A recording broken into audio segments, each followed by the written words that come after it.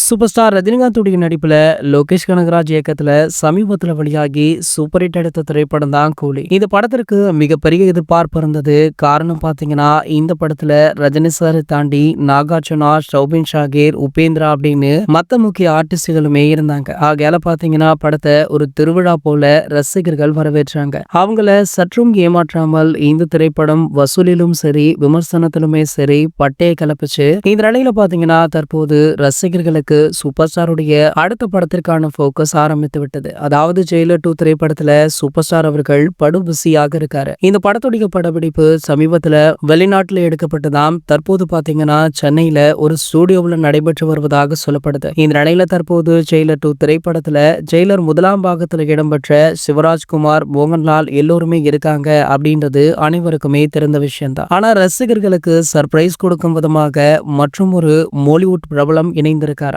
அவர் வேறு யாருமே இல்ல, நம்ம மம்முட்டி அப்படின்னு சொல்லப்படுது. பொதுவாகவே மம்முட்டி அவர்கள் கெஸ்ட் ரோல் எல்லாம் அதிகமாக பண்ண மாட்டாரு. ஆனால் ரஜினி சார் கேட்டுக்கொண்டதால இந்த படத்துல நடிக்க சம்மதிச்சிருக்காரா. சோ கண்டிப்பாக பாத்தீங்கன்னா ஜெயிலர் 2ஆம் பாகம் வேற லெவல்ல இருக்கும் அப்படின்றது மட்டும் உறுதியாக சொல்ல முடியும். இது போன்ற சினிமா செய்திகளை பற்றி நீங்க உடனே தெரிஞ்சுக்க நம்மளுடைய சேனலை மறக்காம சப்ஸ்கிரைப் பண்ணிக்கோங்க.